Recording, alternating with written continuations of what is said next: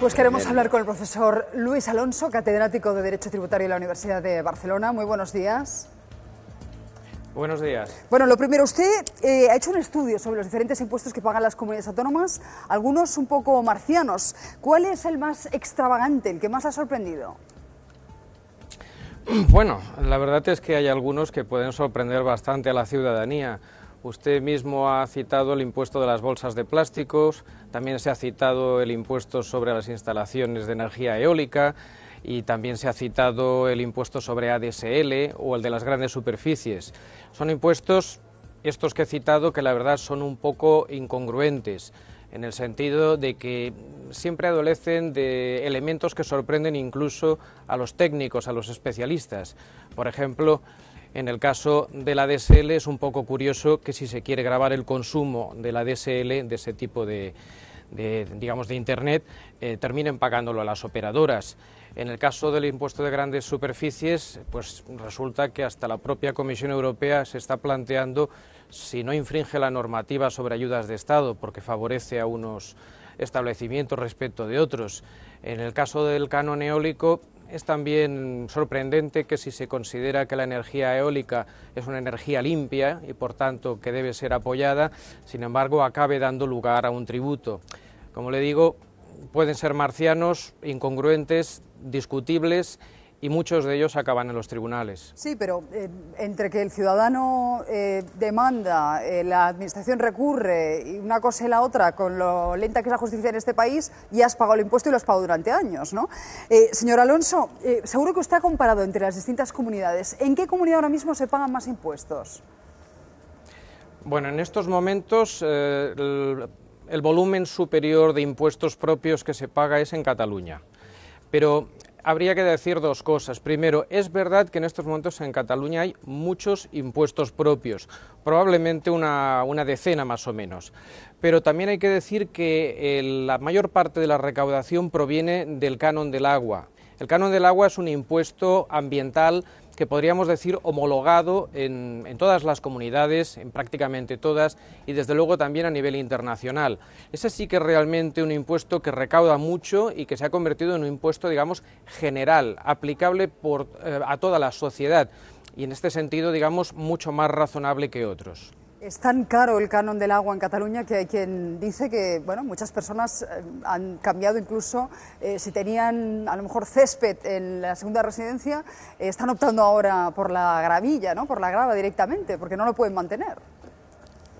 En efecto, la consecuencia a la que puede llevar esta disparidad fiscal es que se acabe pagando más por lo mismo en una comunidad que en otra.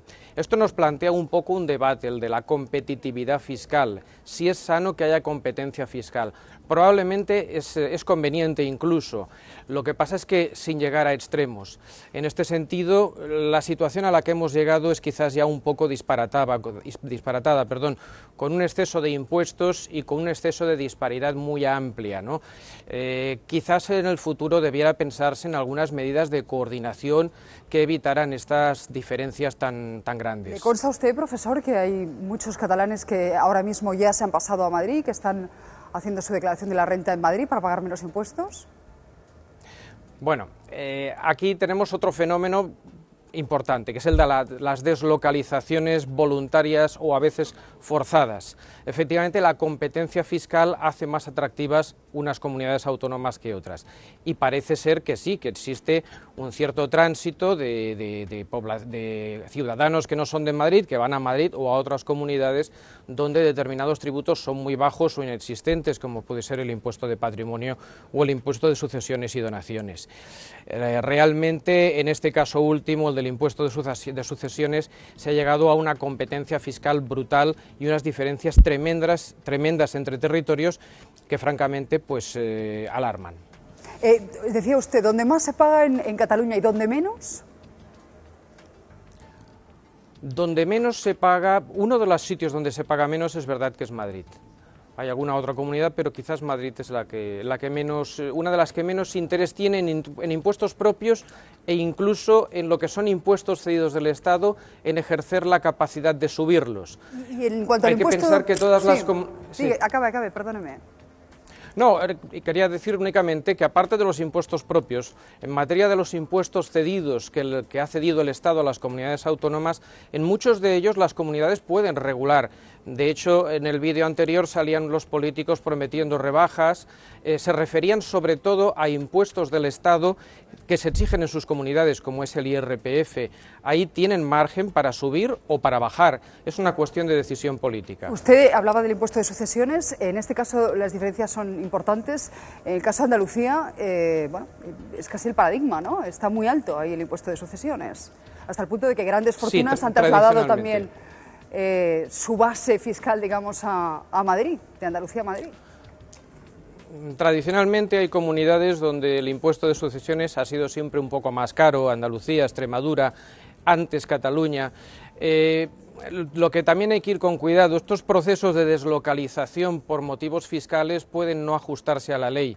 Por tanto, una cosa es que alguien decida ir a vivir, por ejemplo, a Madrid, por diversas razones, incluidas las fiscales, pero se va a vivir de verdad, y otra cosa distinta es que aparente que se va a vivir para evitar pagar tributos y entonces puede realmente meterse en un problema.